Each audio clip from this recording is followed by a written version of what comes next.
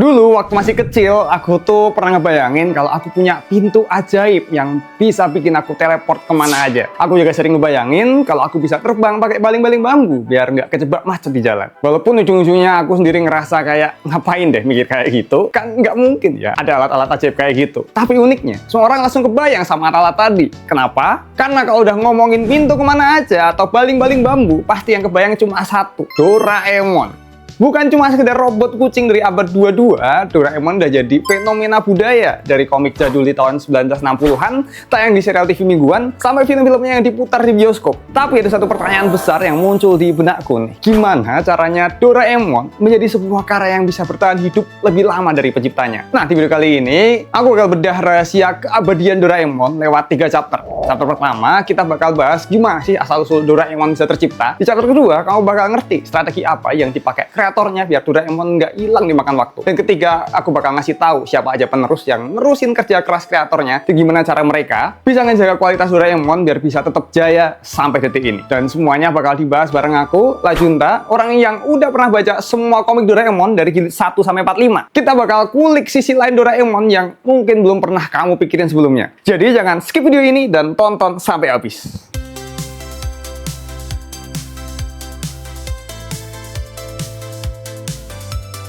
Buat yang belum tahu, sebenarnya yang bikin Doraemon tuh ada 2 orang loh, yaitu Hiroshi Fujimoto dan Moto Abiko, yang sering dikenal sebagai duo Fujiko Fujio. Nah, tapi dalam proses pembuatan Doraemon, robot kucing yang takut sama tikus ini, peran dari masing-masing kreator tentunya beda ya. Peran paling besar itu dipegang sama Pak Fujimoto, karena Pak Fujimoto yang pertama kali nemu idenya. Jadi awalnya Pak Fujimoto itu lagi mikirin serial komik baru untuk dirilis. Dia udah ngasih clue ke fansnya kalau komik baru yang bakal dia bikin adalah makhluk yang keluar dari dalam laci. Tapi sampai deadline, bahkan sampai ditunggu-tunggu sama fansnya, idenya Pak Fujimoto tuh nggak muncul-muncul. Dia masih nggak kepikiran mau ngerilis komik yang ceritanya apa dan tokohnya kayak gimana. Dan suatu hari, waktu dia lagi pusing-pusingnya nih mikirin ide komik baru, Pak Fujimoto tuh tiba-tiba kesandung boneka anaknya yang kecacar di lantai. Dan pas banget waktu dia jatuh kesandung itu, ada suara kucing yang lagi gelut di luar rumahnya. Disitulah muncul idenya Fujimoto dan terciptalah Doraemon pada tahun 1969. Nah, di sini karena waktu Doraemon lahir, Pak Fujimoto lagi menjalin kemitraan dengan Pak Abiko. Pak Abiko tentunya juga ngasih kontribusi untuk pengembangan tokoh Doraemon. Pak Abiko ini lumayan berperan di fase-fase awal pas Doraemon ini mau dirilis. Ya, walaupun beliau ini dikenal sebagai kreator yang karyanya itu dominan dengan nuansa gelap atau lebih dewasa gitu. Contohnya kayak The Laughing Salesman. Beda jauh gitu sama kreativitasnya sama Pak Fujimoto. Bahkan saking jauhnya, Pak Abiko ini pernah diwawancarai dan beliau ngaku kalau dia pernah menghindar untuk baca komik Doraemon terlalu detail karena takut terpengaruh sama gaya bercerita Pak Fujimoto. Tapi bukan berarti Pak Abiko ini nggak suka sama Doraemon loh ya. Justru karena terlalu kagum, Pak Abiko takut kalau terlalu larut baca Doraemon. Nanti dia jadi kebawa gayanya Pak Fujimoto. Jadi dia pengen tetap punya ciri khas sendiri dalam bikin cerita dan gambar. Karena perbedaan kreatif yang cukup jauh itulah yang bikin duo Fujiko Fujio ini memutuskan buat mutus kemitraan atau hubungan kerja mereka pada tahun 1987. Mereka mau fokus sama karyanya masing-masing. Tapi bukan itu aja alasan yang membuat mereka berpisah ya. Jadi ternyata Pak Fujimoto ini punya penyakit kanker hati dan penyakit jantung yang ternyata baru kedeteksi pada tahun 1986. Tepat setahun sebelum duo ini berpisah. Mereka pun buru-buru nyelesain masalah hak cipta dan masalah keuangan selama mereka bekerja sama sebelum kepergiannya Pak Fujimoto. Jadi emang Pak Fujimoto ini udah nggak ada harapan lagi buat melanjutin kemitraan,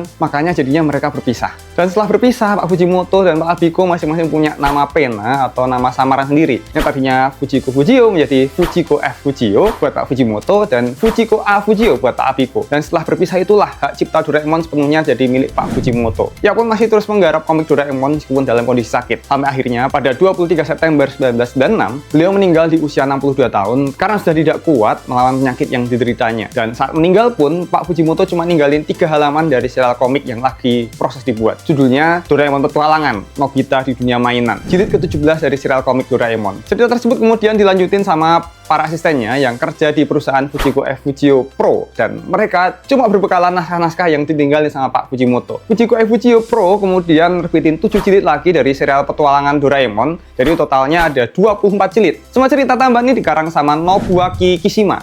Nah, ke-7 jilid ini juga yang diangkat jadi film anime sampai tahun 2004. Dari segi ilustrasi, 3 jilid komik Doraemon itu digambar sama Shinichi Hagiwara yang juga dikenal dengan nama pena Shintaro Mugiwara. Tapi cerita inti dari serial Doraemon sendiri nggak pernah dilanjut lagi setelah Fujimoto meninggal. Komik asli Doraemon resmi dianggap tamat di jilid ke-45, dan tentunya cerita-cerita Doraemon setelah Fujimoto meninggal itu dilanjutin sama asisten-asistennya. Bahkan sampai ada fansnya yang nyadar kalau cara ngolah cerita Fujimoto sama asistennya itu beda banget. Ada yang bilang katanya waktu baca jilid 17 itu gambar dan ceritanya udah beda banget dan nggak sebagus biasanya. Tapi ada juga yang bilang pas udah masuk jilid ke-20 udah mulai mirip dengan gaya ceritanya Fujiko F. Fujio. Nah, kalau cerita dari jilid terakhir Doraemon itu judulnya Makhluk dari Planet Garapa. Ceritanya tentang Doraemon yang dijajah sama semut alien. Makanya sampai ada yang nyebut kalau jilid 45 ini adalah karya selesai nggak selesainya Pak Fujimoto. Karena ya komiknya emang resmi tamat. Tapi di sisi lain ceritanya sendiri nggak selesai. Sama sekali nggak ada perpisahan dan nggak ada momen yang biasanya jadi penutup kisah gitu. Nah, gara-gara selesai nggak selesai ini juga lah yang jadi salah satu alasan kenapa muncul banyak banget rumor dan konspirasi ending Doraemon bikinan fans.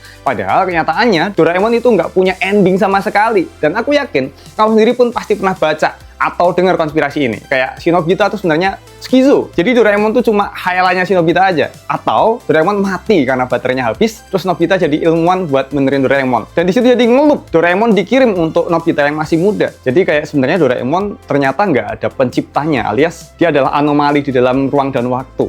Dan kisah perjalanan panjang kelahiran Doraemon itulah yang bukan sekedar kebetulan aja. Fujimoto punya rahasia sendiri buat ngembangin cerita Doraemon biar enak dinikmati. Lewat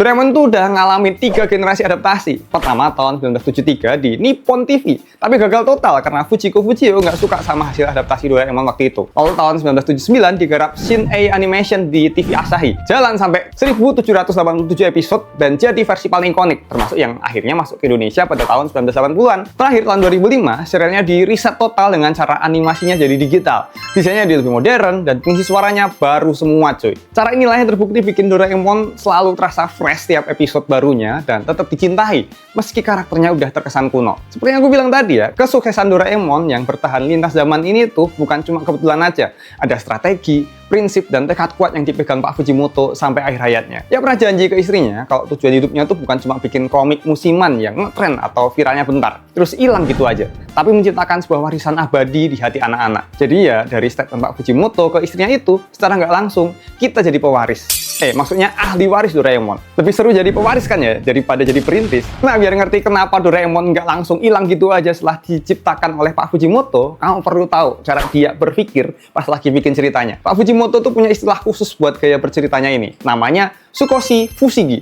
atau artinya sedikit keajaiban. Maksudnya, cerita Doraemon itu bukan dunia fantasi yang penuh sama naga atau kerajaan sihir, tapi hal-hal yang sehari-hari itu ditemui sama orang-orang, termasuk anak kecil, kayak sekolahan, rumah, PR, sampai rasa takut yang dikasih sentuhan keajaiban. Jadi ya ceritanya masih kerasa nyata, tapi tetap bisa bikin penontonnya berimajinasi dan bermimpi. Dan dari visi Sukoshi Fushigi itulah Fujimoto nggak pernah pengen komiknya cuma bisa ngehibur doang, tapi juga bisa ngisi jiwa pembacanya dengan hal sederhana, tapi mendalam, kayak kegembiraan, harapan, persahabatan, keberanian, rasa ingin tahu, sampai kasih sayang terhadap sesama makhluk hidup.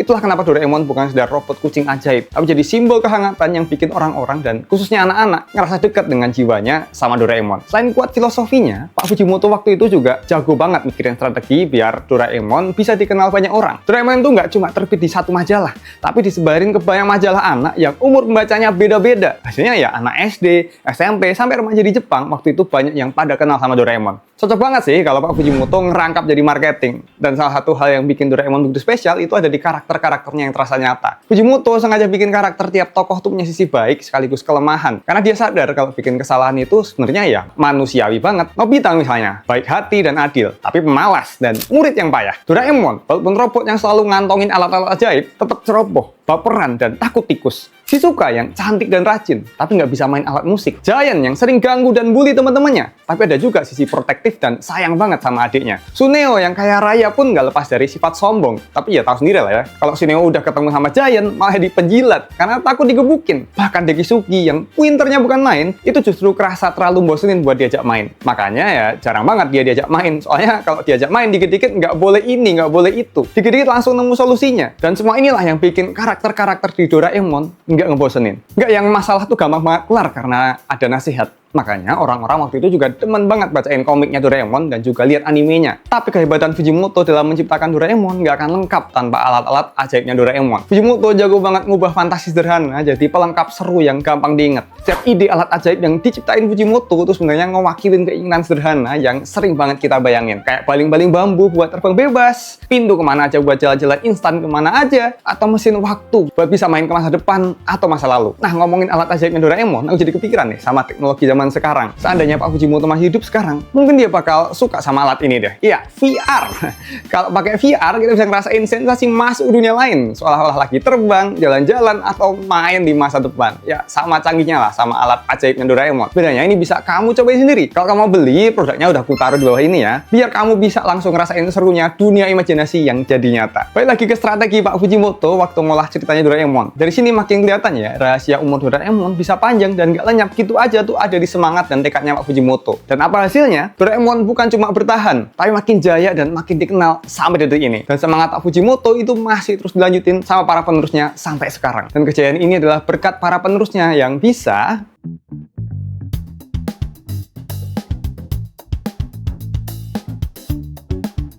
kalau di chapter sebelumnya kita bahas soal filosofi dan strategi Pak Fujimoto, sekarang kita bakal lihat gimana warisan Doraemon ini dijaga setelah beliau nggak ada. Kuncinya ternyata sederhana, tapi justru susah banget buat ditiru, yaitu konsistensi. TV Asahi dan anak perusahaannya, Shin-Ei Animation, sampai hari ini masih terus konsisten memproduksi episode baru Doraemon. Memang cerita-ceritanya sekarang udah nggak murni adaptasi dari komik Fujimoto ya, tapi mereka berhasil konsisten buat ngejaga pola ceritanya Doraemon. Kalau kamu masih sering nontonin episode-episode barunya Doraemon, pola ceritanya itu hampir sama semua. Nobita selalu punya masalah, nangis-nangis ke Doraemon, muncul alat ajaib, lalu ujung-ujungnya alat itu dipakai nggak sesuai prosedur dan malah bikin masalah baru. Polanya emang sederhana, tapi justru disitulah letak daya tariknya. Bukan cuma konsisten di produksinya aja ya, konsistensi juga kelihatan dari penayangan animenya. Doraemon masih rutin tayang di TV Jepang, tepatnya di TV Asahi, setiap Jumat atau Sabtu. Nggak kayak anime lain yang harus hiatus atau anime musiman. Doraemon hampir selalu punya episode baru tiap minggunya. Ini sih luar biasa banget ya, karena berarti hampir 50 tahun Doraemon hadir menemani anak-anak Jepang tanpa putus. Dampak konsistensi ini juga kerasa banget di layar lebar bioskop. Film Doraemon selalu rilis setiap tahun dan banyak banget yang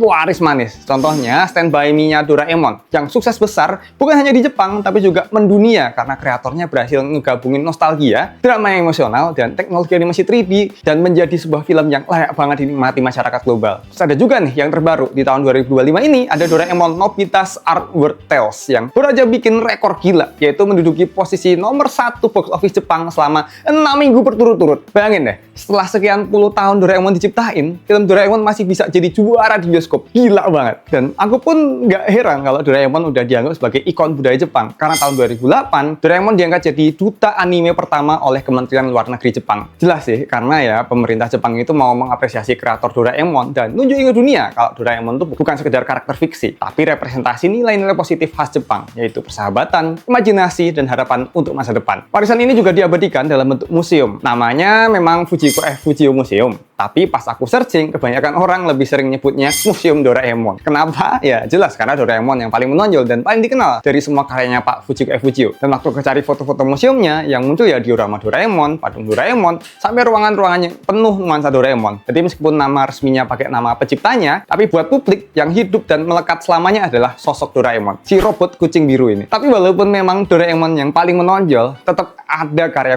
Fujio lain yang bisa dibilang malah satu universe sama Doraemon. Salah satunya P-Man. Jadi P-Man tuh beberapa kali muncul di Shin Doraemon. Ya walaupun cuma bentar doang sih, kayak di sini nih. Dan ini jadi bukti kalau Doraemon dan P-Man ini sebenarnya satu universe. Bisa lah kapan-kapan aku bahas konspirasi ini di video selanjutnya. Tapi di samping Doraemon, kamu percaya nggak sih kalau anime Jepang itu masih ngerajai animasi dunia? Nah, kalau kamu punya pendapat kayak gitu, coba deh nonton video yang ini. Ternyata kartun Cina lebih bagus dari anime Jepang. Biar kamu tahu, ternyata anime Jepang itu punya saingan yang mirip banget stylenya. Sama Indonesia tuh ternyata ya memang masih kalah banget ya sama dua negara tadi ya. Kalau kamu mau tahu kenapa negara kita masih kalah kualitas animasinya bahkan sama negara sebelah, tonton video yang ini. Kenapa animasi Malaysia lebih bagus daripada Indonesia? Pilih salah satu atau tonton dua-duanya.